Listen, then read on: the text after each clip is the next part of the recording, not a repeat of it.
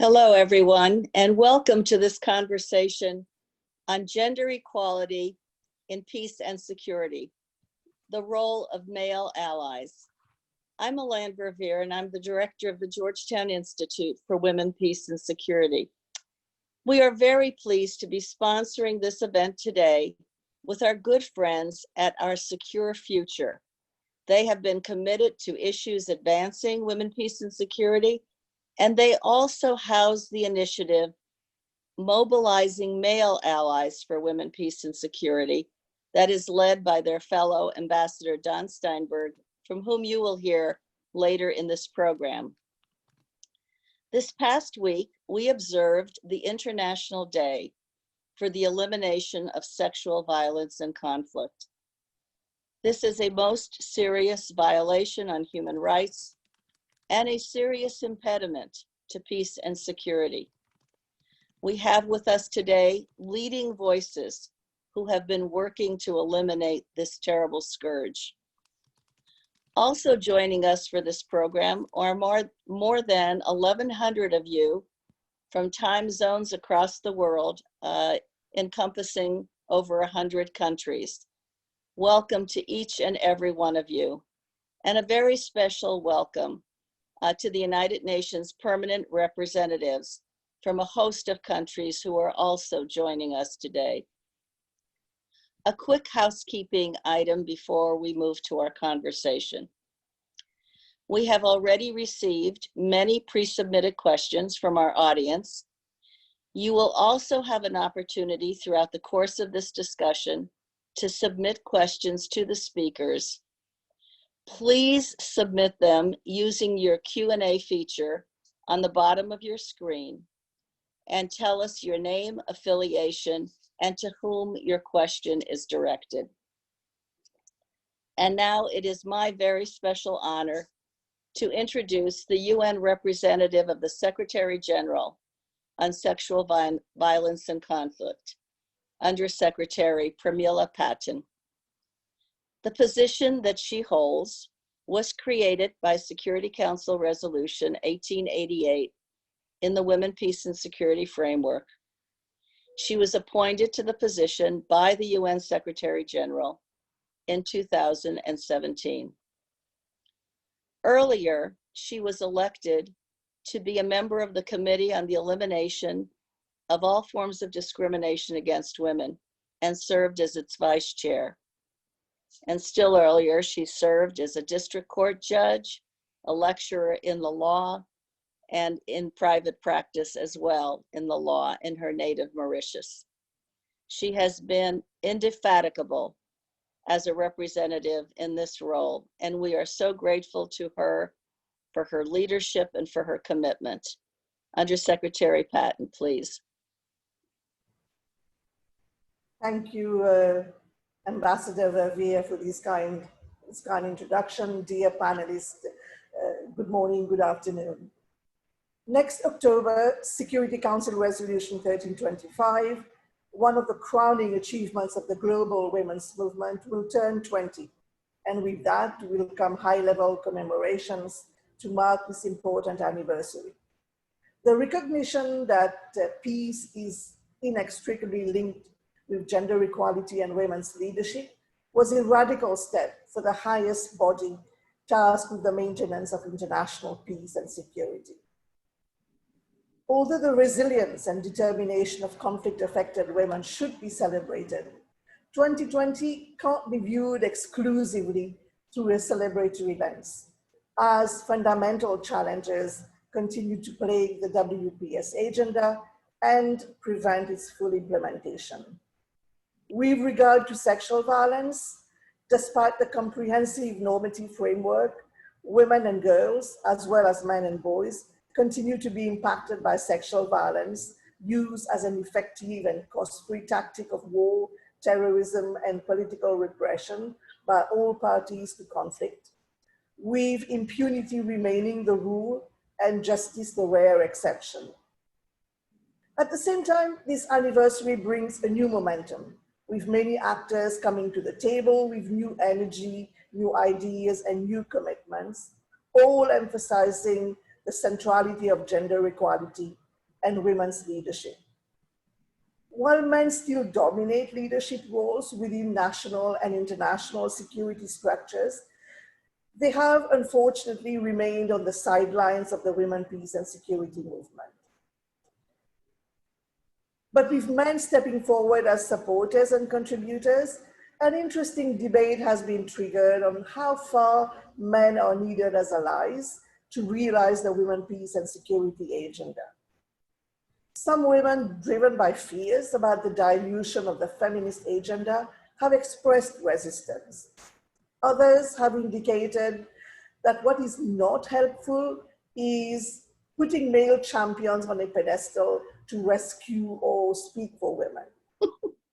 Instead, they demand a new vision of humanity based on power with, not power over, for feminist peace.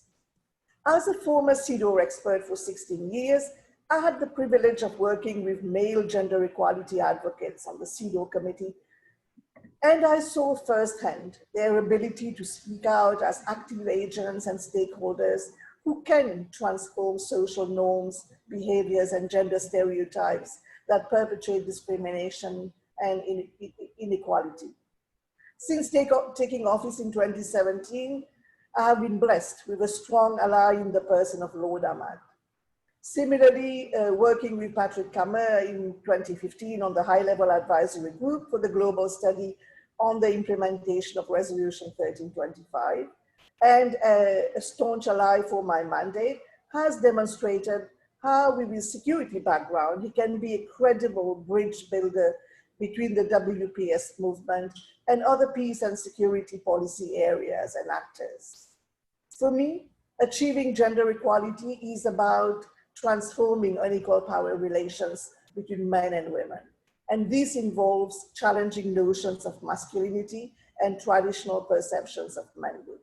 It requires men to question power dynamics in their actions or their words at the personal, interpersonal, and societal level, and to take responsibility for this change.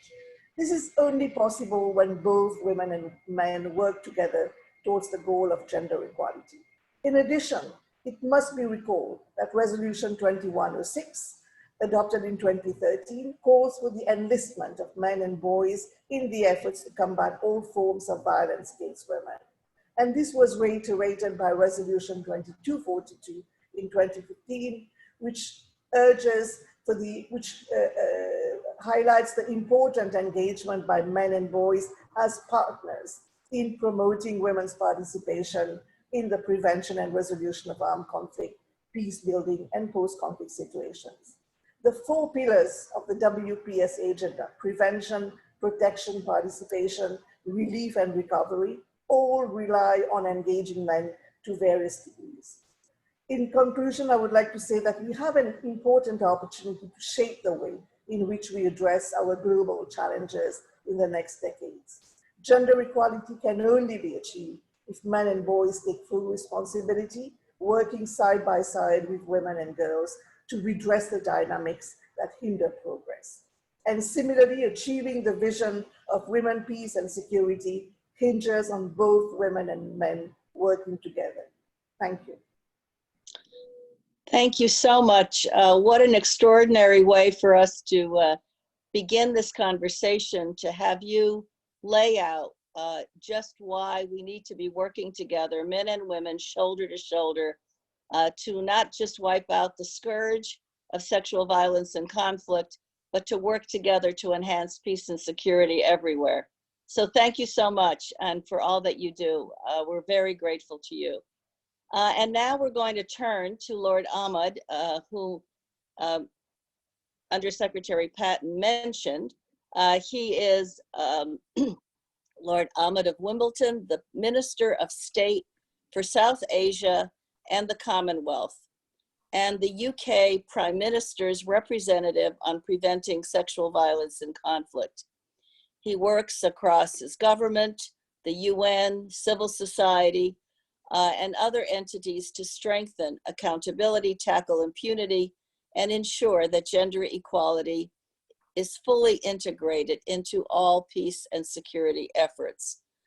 He has held many important positions, but today We're very pleased to have him with us as a dedicated male ally for women, peace, and security, and a powerful and effective voice on these issues. We'll turn now to Lord Ahmad. Hello, and thank you, Milan, and I'm delighted to join all of you today and an opportunity to really kickstart our conversation and discussions today on this really vitally important issue. Now, for a long time, and I'm sure others will reflect the same sentiment, it struck me as quite perverse that the powerful so easily and readily look towards the vulnerable to provide solutions. Hey, it's time you look at yourselves. Since time immemorial, and recent experiences are no different, whether it's debates around what we're discussing today, gender equality, whether it's debates about racism, whether it's issues around countering extremism, we're looking at the communities to provide resolutions. Yes, they should, but equally we need to look at ourselves. And on the issue of gender, something that I've been involved with, certainly since becoming a foreign minister 3 years ago, may I firstly recognise the work that the Georgetown WPS has done in this area. The issue of women, peace and security is vital. But it's also right that today's meeting, as it is set up, and indeed in the debates and discussions that we have, and the decisions vitally we make, people like me, men with responsibility, are rightly challenged to ask the question, what are you doing? What are your governments doing to ensure that women aren't just represented in some token format, but actually truly empowered? Now, as someone who's been involved on the debate of women, peace and security, I've seen the importance of the work it brings. I was proud as Minister of State for the Commonwealth for the UK to announce the first network of women peace mediators, not women sitting in some side room of a conversation, but women pivotal, intrinsic, integral to decisions that we make on conflict resolution, on fighting extremism, and also, importantly, on building peaceful countries in terms of their future prospects and opportunities. This is the world of 2020. We should not be having debates about shadow roles for women. Women should be part and parcel of every decision we make in society. It is not an option. It is the truth. It's the right thing to do. And therefore, amongst other responsibilities I have within the UK government, I'm the Prime Minister's representative on preventing sexual violence and conflict. And I've met many survivors, often women, the majority women, who've gone through the worst kind of horrendous experiences against their person. Violations, rape, torture. Yet they show incredible courage to not only live through that experience, but to share their testimonies. And it's important for women and men to play their part to ensure they get the justice and accountability they deserve. And therefore, when we look at some of the root causes of conflict, when we look at the root causes of gender inequality that underpin these kind of heinous crimes, the more effective we will become in tackling these abhorrent crimes, and the sooner we will bring about sustainable, lasting peace. Therefore, it's vital to those in power who, still, when we look around the world, are typically men. But are they typical men? Or are they men with a vision to effect change? It is incumbent on all of us, women and men especially, to open up the space. The women are there with the experience, the insights, the expertise, to not just join the dialogue, but lead the dialogue. And this applies to every country around the world. And we've done and taken that approach in some challenging situations as a UK government in places such as Afghanistan. A practical example was that last year, a Wilton Park conference was held on the Afghan peace process, and we ensured that 1 in 5, indeed more than 1 in 5 of the participants were female. It wasn't easy, and this enabled women to share their views, including with former members of the Taliban. It wasn't easy, but it was delivered and done. But the sad truth is, and we've got to admit to that there's a dearth of male leadership in this area, which has undermined and continues to undermine our collective objectives of engaging, involving and allowing women to lead on peace and security efforts. Sexual violence in conflict, an issue that I lead on for the British government in addressing those particular issues, affording the support victims need, survivors need, is not just a women's issue. It's something that affects women, is predominantly, though, as an act, as a crime committed by men. So therefore we must stand together to resolve these issues and challenges. Yet despite the fact that survivors of sexual violence are often unjustly ostracized and afraid to speak out, we all too often leave them alone. They've been through the most horrendous experiences. It's important we stand up for their rights, for justice, for accountability. Now, I appreciate, and I've been in many a room, where when we start having these conversations, men don't feel comfortable. Well, tough. That's not a good enough excuse not to talk about these issues. 20 years on, since UN Security Council 1325, we need now to ensure the meaningful, pivotal leadership engagement of women in all elements of society.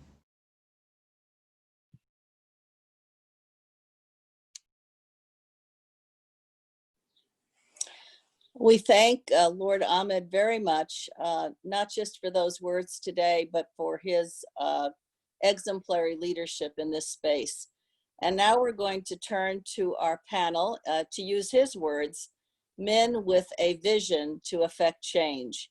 I want to begin with Major General Patrick Cammaert, the former UN force commander in the Eastern Republic of Congo in the DRC. General Cammaert has had a very distinguished military career that includes service in the Royal Netherlands Marine Corps and in the United Nations. He served as sector commander in Cambodia, the UNTAC mission, as assistant chief of staff in Bosnia and Herzegovina in the UNPROFOR mission, as force commander in Ethiopia and Eritrea in the UNMI mission, and as military advisor to the Department of Peacekeeping Operations, DPKO, and so much more. So it's very meaningful to have you with us this morning, General Cammaert. And let me begin by asking you, as someone who has long time championed gender equality and women's rights, from your extensive experience, why is a gender sensitive approach important to operational effectiveness? And as we talk this morning here in the east of the United States, but in different parts of the world, afternoon and evening, as we talk about male allies, how can they more effectively support this agenda in the security sector, and perhaps even more specifically, to address the scourge of sexual violence and conflict? So please. Thank you very much, Ambassador Verveer, and thank you very much for inviting me on this very important webinar.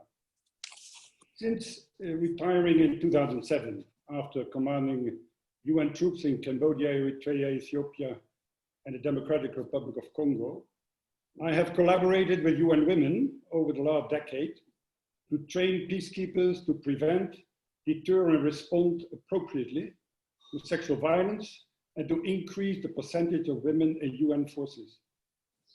I had a pleasure, as was mentioned before this morning, an honor to be part of the advisory board of the Global Study on Security Council Resolution 3025, the foundational normative framework on women, peace, and security. It's the most comprehensive and up-to-date consolidation of 2 decades of evidence on the impact of women's meaningful participation and gendered analysis in our efforts on peace and security.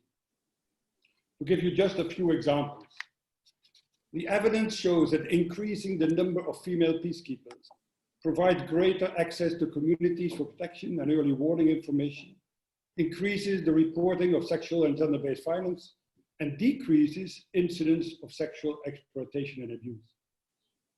When women are targeted for post-conflict economic opportunities, the knock-on impact on families and communities accelerates recovery. Placing gender equality considerations at the heart of humanitarian planning makes our assistance go further and have greater impact, not just for women, but for women, men, boys, and girls. And lastly, women's participation in peace talks is shown to increase the likelihood that talks will successfully conclude, agreements will be implemented, and peace will be sustainable in the long run. And yet, our peacekeeping forces are less than 4.7% women. We rarely target women for economic recovery, and we routinely engage and support peace talks with no women at the table and no little to push parties to greater inclusion. Let me be clear. These impacts on stability are not because women are inherently more peaceful. It is that their involvement brings new perspectives to the table, greater access to the constituents we protect, shift power dynamics beyond the two-party sum, and encourages discussion of root causes. Unfortunately, I have only 3 minutes, so it should not be women only who speak up for gender equality, for equal rights, for equal opportunities, for equal pay, for equal representation at the table when a peace process in an armed conflict is being negotiated. In UN missions, I have experienced firsthand the valuable effects that gender equality and gender analysis can have in a mission's operational effectiveness. The issue should not be taken as a women's activist only issue. In particular, men should be the ones advocating the importance that women should be empowered.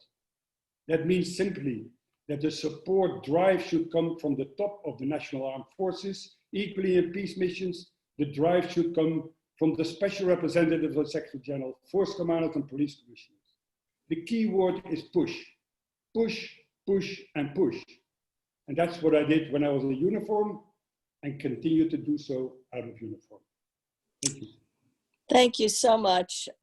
Clearly, we need more push in this field, but thank you for laying out the benefits of this engagement, and I think quite effectively why this is no longer an option, but is a necessity for everything that we hold dear and want to see in our world. Hopefully we'll come back with more questions to you, General, but now I'm going to turn to Fikiri Nzoyisenga. He is the founder and executive director of the Youth Coalition Against Gender-Based Violence. SEMERERA is the name of this NGO, and he is based in Burundi. His organization works to advance the economic, social, and political empowerment of women and girls, and to focus on the engagement of men in the fight for gender equality and in preventing gender-based violence, which we know is such a serious problem the world over. He's currently a fellow at the National Endowment for Democracy, where he is focused on a study on the Burundian women's right to participate in public life. When I first met him, he introduced himself as a champion for women's rights. So it is only fitting that you're with us this morning to bring a grassroots perspective to this topic, Fikiri. You have been working to involve men in the fight for gender equality in your country. You have been working to address masculinities and harmful norms. We've had many references to norms already in this discussion. They are very hard to change. Why have you engaged in the way you are? Why are you understanding how critical men are in this space? And what kind of work is it that you do to really try to bring about change? Yeah, thank you very much, Ambassador Milan, for this opportunity. So first of all, about the question of how did I start, I think one of the biggest inspiration I got was from my stepmother, who raised me when I was still a young child, very, very small. And this woman, she didn't really go to school, but during the most hectic time of our family life, she was the one who was really providing for our family. And even during the civil war in Burundi, when our family fled to the neighboring Democratic Republic of Congo, here is this stepmother who was there because she had a small income generating activity. And because my father could not find a job there in a refugee camp in the DRC, this stepmother was the one who was really supporting, paying school fees and the rent, everything that helped us to survive the 5 years that we spent in that country. And from her example, I came to realize as I grew up, I came to realize that women, even if they are not educated, even if they don't have that higher education, they can still be pillars for the development of their families and communities. And also the other thing that I lacked is that my father provided her with all the support that she needed, especially encouragement, and also trying to be close to her. And this is how our family got to survive. And I think the example of my parents as I was young, I think this is one of the many things that pushed me to start doing what I wanted, because I wanted to support women in my country. Because when I was young, I used to see the way women were treated in neighborhoods, so I was not really happy, and I wanted to do something. That's why I decided to study law, because the main objective was to support being an advocate for women in my country. And that's why I started this organization. But also what I saw, as I mentioned, my father's example in supporting my stepmother, providing her with moral support and encouragement, I also came to realize that members of families and communities can be very, very important support for women, especially during empowerment programs. Because I know, for example, from Burundi, what I've seen is that some men, especially because of the patriarchal beliefs and practices, many husbands are not so willing, for example, to have their wives engaging in, for example, activities, socio-economic activities, most of the time, because they consider that it's the male obligation to provide for the family. So when it's the wife who is doing that, most husbands consider it as humiliating. And that's why most of the time they will set obstacles to their wives, preventing them from participating in activities like saving groups and other socio-economic activities.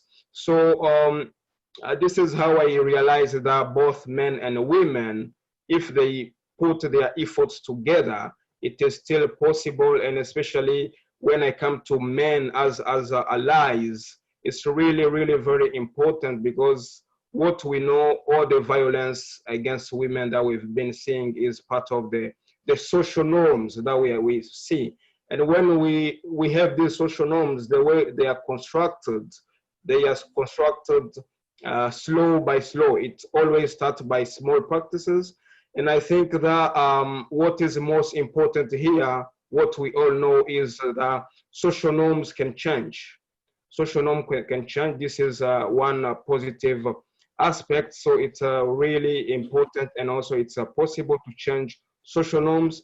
And as every norm, even norms against women can change, and every time it starts with one person. So I think one male champion is enough to start influencing change in a community. And I think what is more important here is to identify those men who are willing to participate or to join this fight for gender equality, and also to provide them with a lot of support. And also the other very important thing to keep in mind, according to many studies, we know that, of course, there is a lot of violence against women, which are done by men, but the majority of men are not really engaged in violence against women. This is a fact. And what we see, the only problem is that this majority of men are not really doing anything. They are just sitting there. And for me, I consider these men as a very important pool of potential male allies who can join the Gender for Justice for Women. So the question that we just need to ask ourselves, how can we do to engage the majority of men who are not violent against women, but who are hesitant to act? So I think this is, the most important question to ask ourselves. How can we bring these men on board? And what I came to realize that it's a process.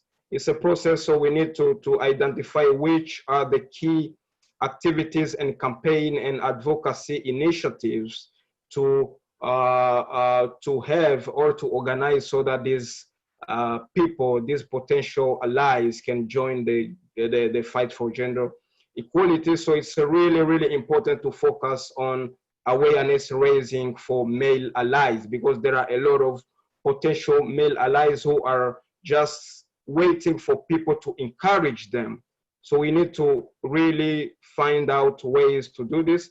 And one of the main important thing, as some of people have mentioned here, we need to figure out how can men and women work together, because nowadays we see women's organization, but we also have a few male-led organizations which are trying also to join this campaign. So we need to figure out how can we bring men and women together and having coordinate actions so that we can have a broader impact in what we are doing.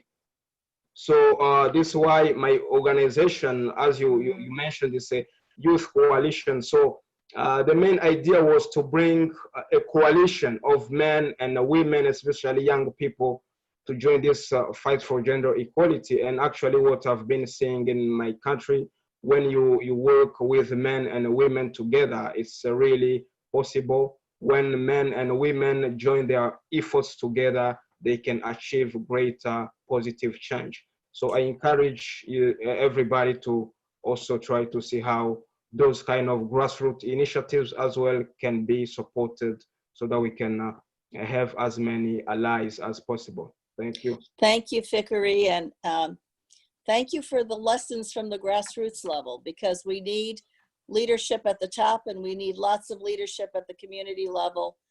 And it's a process, as you explained, and we're happy that you're engaged in that process to give us these good examples. We're going to turn now to complete our panel with Ambassador Don Steinberg. He is currently a fellow at Our Secure Future and founder and executive director of Mobilizing Men as Partners for Women, Peace, and Security. He is also co-chair of the board of the Women's Refugee Commission. Don has had a very long and distinguished career as a diplomat, certainly in public service.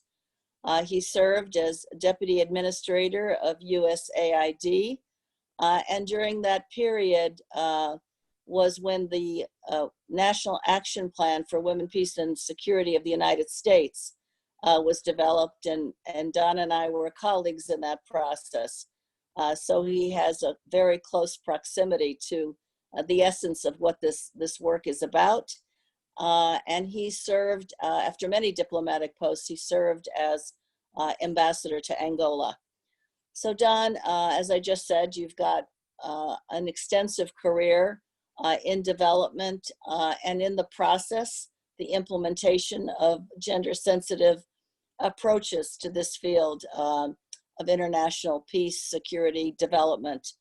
How did you come to seeing how vital this component was to the whole world of peace and security? And how can male allies more effectively engage in this space. Thank you, Milan. And you're right, my work over the last 45 years, and yes, I am that old, has been at the intersection of human rights, conflict transformation, and development. And I've worked with the US government, civil society, and the United Nations in that capacity. The single clearest lesson that I've learned is that peaceful and prosperous and just society only emerge when we draw on the leadership and the full contributions of all of our citizens, and especially women, people with disabilities, the LGBT community, displaced people, and other marginalized groups. And yet the paradox that we face is that nearly all of the gatekeepers who are the key to ensuring this diversity and inclusion are people like me, privileged, white, in my case, straight, older men who have little direct experience with exclusion and abuse based on identity factors. And so, as you've said, it is vital for us to know our place. We are allies, we are partners, we are facilitators of women's leadership, but the agenda and the leadership of the movement itself needs to come from those who are impacted by the abuse we're facing. That doesn't mean that men are passive. That doesn't mean that we don't use our talents to support this agenda, and we don't use our leadership connections in that capacity. And so as Deputy Administrator at AID, for example, I had the real privilege to work for Secretary Clinton and with you, Milan, Carla Coppell, dedicated career officers, and a veritable gender dream team to implement strategies. And what I saw as my role was fourfold. First, I intended and worked to support and empower women and women's groups who were on the front line of peace, human rights, and justice in their countries, providing them whatever they needed in terms of training, in terms of stipends, in terms of physical security, because we all know the most dangerous profession in the world is a woman peace builder. Second, my role was to help mainstream and integrate gender into all of our efforts. And we implemented a program whereby every single major project at AID had to have a gender impact statement. Third, I wanted to make sure that AID and the State Department became global thought leaders and advocates and partners for governments and international agencies and NGOs in this arena, and that we had clear policies and implementation plans tied to clear monitoring and evaluation metrics, time-bound measurable goals. And finally, we had to walk the walk within our own agencies. And this meant gender-sensitive hiring practices. It meant employment practices. It meant widespread training. It meant elimination of unconscious biases and more inclusive leadership patterns. Because as the Ambassador Patten has said, it is all about changing gender power dynamics in the corridors of power. So that's what I saw as my role, and I look forward to another question in terms of other things we're doing. But I wanted to say, just to conclude, that all of this is just a long way of saying that my real role at AID was to take your phone call once a week, Milan, and to find the money to pay for whatever great new project you and Secretary Clinton had cooked up. Well, Don, I think it was a little bit more than that for sure. But thank you for laying out those very concrete ways that as both an ambassador and learning these lessons in that role in terms of why inclusive peace processes made such a difference. And then as administrator, as deputy administrator, to be at the cusp of evolving this work in the US government and the concrete steps that were necessary to make it happen. So it wasn't just a nebulous wonderful undertaking, but it took hard work. It took resources, and it took a commitment to have a gender focus in all that was undertaken in order for this to work. And I think those are important for people in our audience today to know that it takes all of these steps to really begin to make a difference. We're going to turn to our audience now instead of round two from me, because we've been depriving our audiences of the time that they want to have to ask questions. So I'm going to turn to Ali to start us off with questions from the audience, please. Great. Yeah, we have a number of questions, as you were saying, on concrete recommendations, practical measures, best practice. I'll start with one here from Ambassador John McGregor, head of mission for the OSCE. Says, looking for best practices, how can men in leadership positions support each other to overcome institutional barriers to advance gender equality and peace and security? So identifying and overcoming these barriers to male engagement. I think this is a really important question, and it's probably one of many. What are those concrete ways that male allies can make a difference in this? Who wants to start? General Cammaert? Yeah, thank you. I mean, I'm trying to avoid that I already mentioned things that you might have in your second question, but you know, in my view, in my experience in the military and in peace, security, and uniform, is that a lot of those things are starting from the top.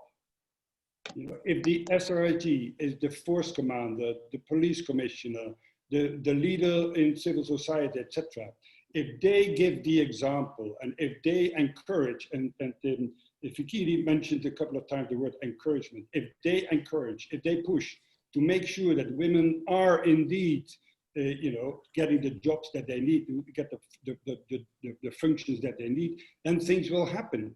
But it is a change in mentality, you know. It is those webinars, as you just mentioned, are organized by women, that they should be organized by men. And the most important obstacles in all these processes are men.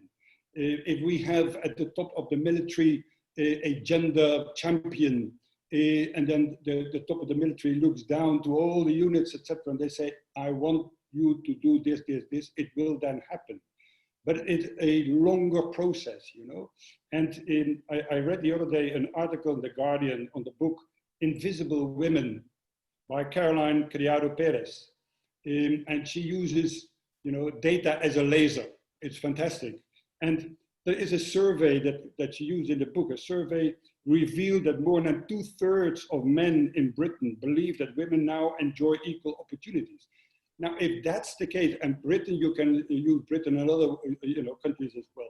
If that's the case, we still have to push this, you know, and the push should come from the top. And the more we can push, the more we can beat the drums, the better it is. You know, I'm really so glad you talked about leadership, because I think so often we think if we put these frameworks in place and appoint a few people to work on them, it will happen. No. But it takes that leadership from the top to say it's important. So thank you for that. Ambassador Steinberg, I know you want to weigh in here.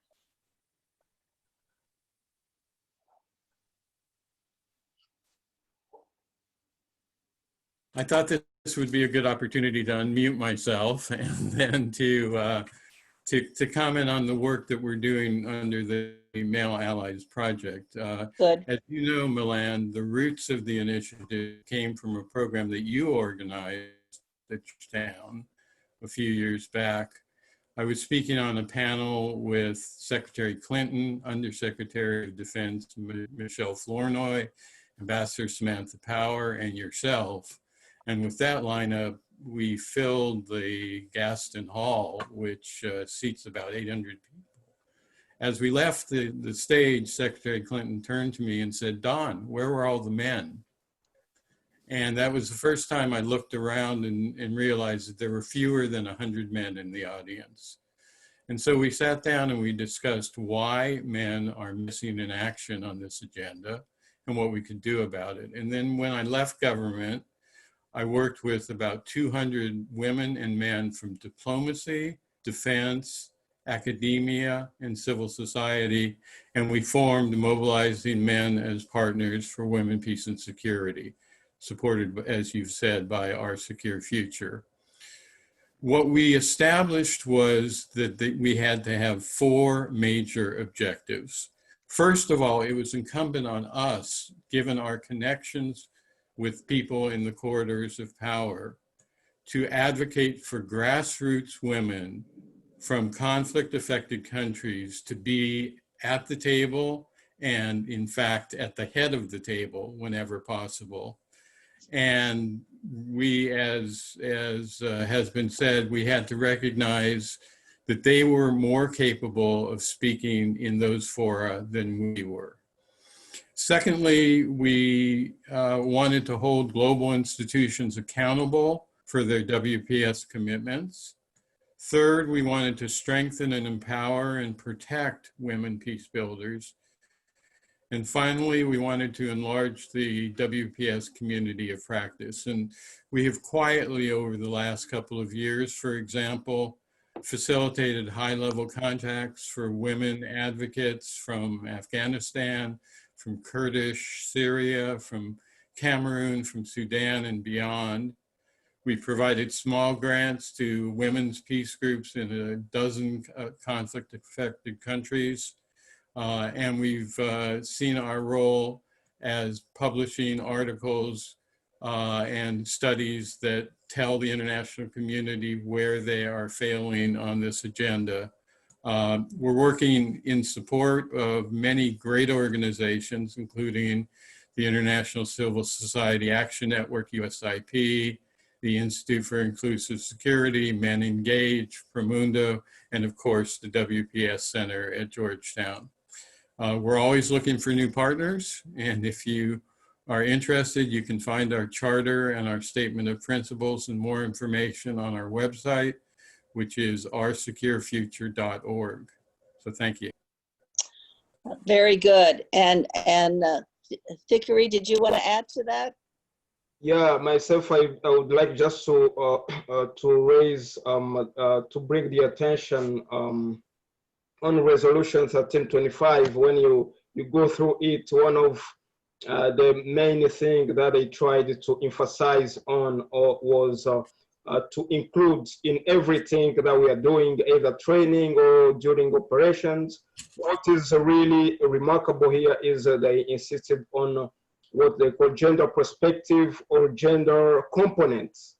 You know, so it means that this gender perspective or components, and also they also added the women's need every time to think about women's needs, gender perspective. I think it's also important to include, especially during training of peacekeepers, not only at the top level, but also we need to start during those people who are still being trained. How can this gender perspective, the gender component be included so that those who are still at the grassroots, when they reach the top level, they are already ready to include or to practice what they've been taught, especially the gender perspective. So I think it's really important to begin also thinking about not only few training or workshops, but also to start during the training process of people who will be, for example, military, to also include this. Thank you.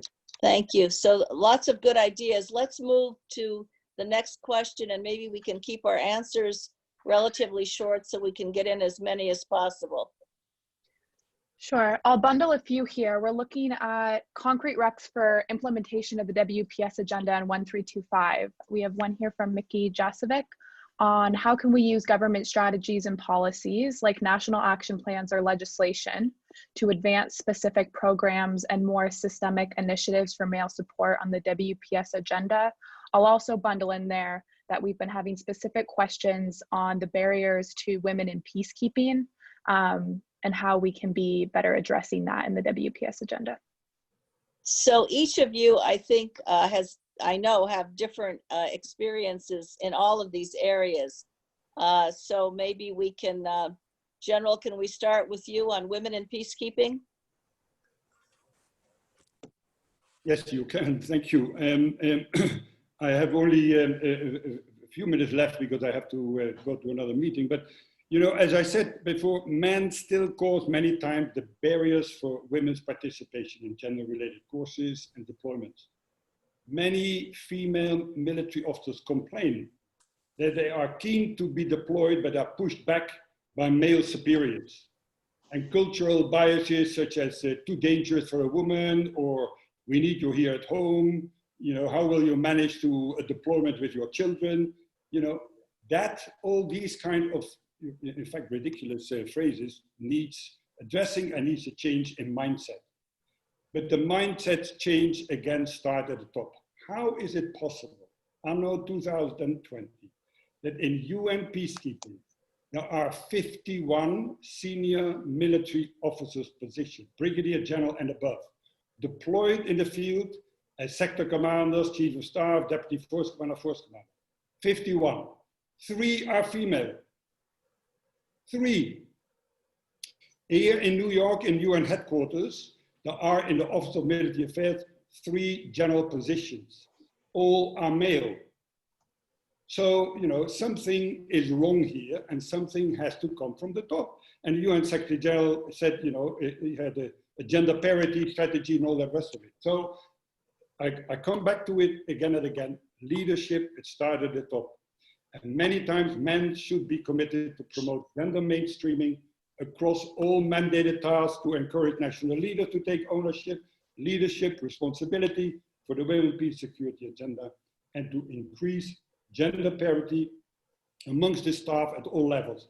And so for overcoming these limitations and inciting greater support for gender equality, the male attitude and mindset has to change. General, I know you have to leave to participate in another event in a couple minutes. Before you go, are you hopeful? Are we moving in the right direction on this? I know Canada has a terrific project that they're implementing, the LC project, to move more forcefully in this area. Do you see this as a hopeful moment? Yes, I'm still hopeful. I had the privilege that I work for UN Women on a female military officers course. We have done that 14 times. We are at the moment working on a virtual course, since a lot of things cannot happen at this moment, where female military officers are trained and feel empowered after the training to be deployed, and the figures are going up. So we are making progress, but it needs, as I said, push and encouragement, and you know, you have to bring people to the table kicking and screaming, but you have to do it, and we have to do it all together, and using these webinars as one of the tools, but beating the drums, beating the drums. Well, thank you for your leadership, and I know we'll all continue to benefit from it. So thank you very much. Thank you. Ambassador Steinberg, can we go to you now, specifically on the question that was raised about national action plans and legislation? We know that there are 60, 70 national action plans now, maybe a few more. There are lots of women, peace, and security efforts in countries. How can we, according to this questioner, Mickey, how can we engage men more in activating those national action plans and other opportunities? It's a fascinating question because, in fact, I think we have denigrated the WPS agenda and put it into a subcategory of issues that don't require the same kind of rigor, analysis, and action that we require from other issues. And so, for example, I am surprised when I look at a lot of the national action plans around the world that they don't include accountability provisions. They don't say who's responsible for getting this done in our country. They do not have monitoring and evaluation mechanisms where they establish time-bound, measurable goals at the beginning, with feedback loops so that you find out whether you're moving in the right direction or not, with identification of resources, with implementation plans. And so I think the very first step in this process is to elevate the WPS agenda to the same level as other work that we do in this space. I also think it's important that we empower our people to do these things, because it can come from the top. And we see, for example, the adoption of great laws, the Women, Peace and Security Act of 2017 in the United States, a number of great national action plans abroad. And let me say, Mickey himself has been very much involved in putting those together in great leadership role himself. But then we think, you know, do we have people at the staff level who are prepared to take the changes, who are prepared to take the chances to do things in a new way? And that is often the challenge in this space, that we have people at the mid-level manager place in our structures who say, I've been successful relatively in what I've done in the current practices. Why should I take the chance to go with unknown quantities out here? And why should I take the risk? Are you as senior leaders going to have my back in this effort? And it's AID, it was fascinating because there was a pattern where if there was a stretch position where you had to identify a more junior officer to fill a position that you couldn't, the teams selecting those people always went with men. And at one point I asked one of the people on the committee, why is that? And he said, look, I don't want to take the chance of putting a woman into a position where she might fail. And I said, what are you talking about? What we need to do is ensure that she, as well as all of our staff, don't fail. We need mentorship programs. We need support facilities. We need resources available to those individuals. And so I think we have to look a little more at why men are not fully comfortable in participating in this space. And I have a few comments on that when we move ahead. Well, you know, Undersecretary Patten said, I thought very effectively, that so many of the elements of the resolutions dealing with 1325 actually talk about engaging male allies in this space and how critical it is. So we clearly have a road to go. Fikiri, we're going to end with you.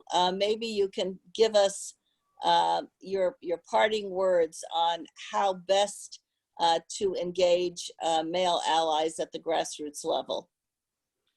Yeah, I think it's really, really important, especially what I mentioned about including, bringing in this, what we call gender perspective.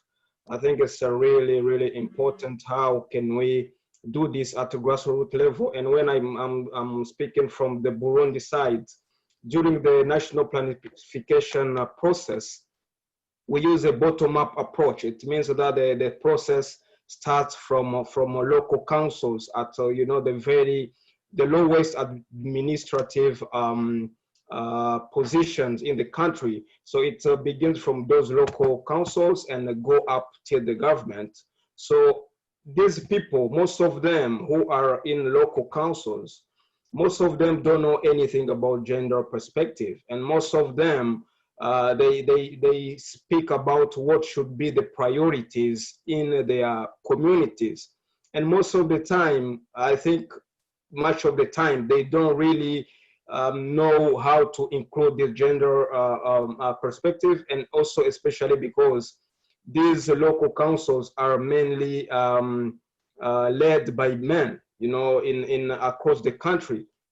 So when we have these local councils which are led by exclusively men, so it's really important to know how can we, if there are no women in those councils, how can we best work with those men so that we can empower them to always think about bringing in the gender perspective when contributing to the implementation or the elaboration, development of national strategic plans. So it's really, really important to have those men, and also to run programs that will keep on, ongoing program to support them, and also to provide them with relevant skills and also relevant information about how it is important to always take into consideration women's interests, even if women are not represented in those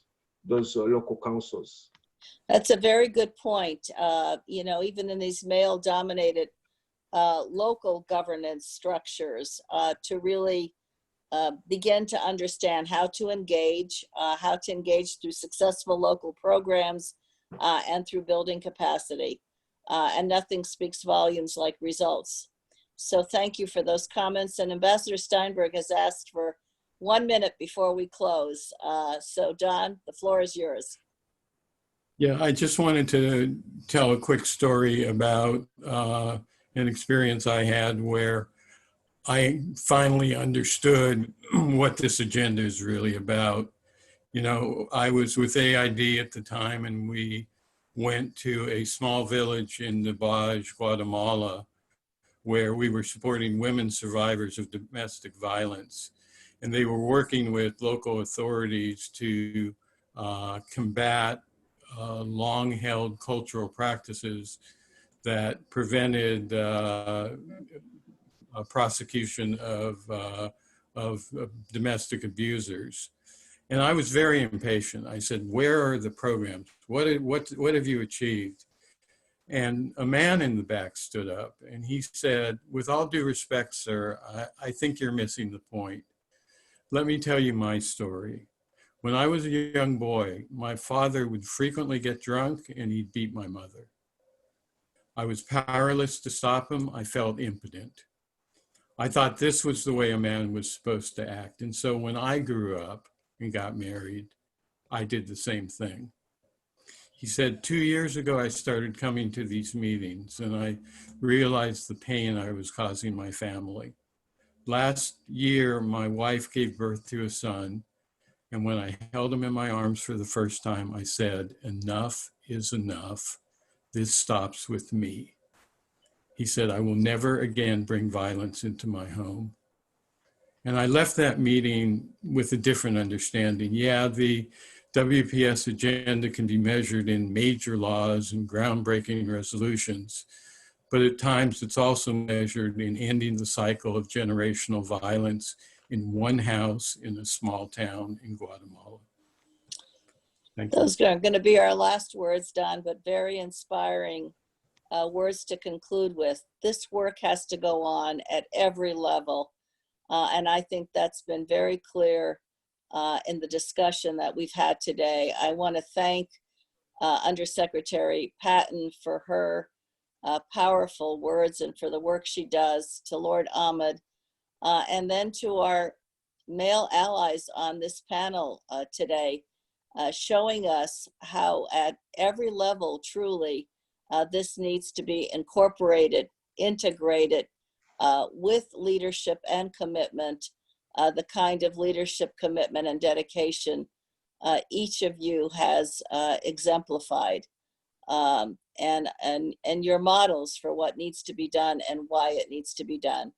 So thanks to all of you, and I want to thank our audience for joining us today. Unfortunately, as always, we never have enough time, but hopefully you've gotten a real sense of how we can move forward on this issue and why it's so critically important to move forward. It's not just a women's issue, as important as that is, but it is an issue that is of benefit to all of society, and certainly all about peace and security in our world. So thank you for joining us, and until next time, ever onward, let's continue this work. Thank you all.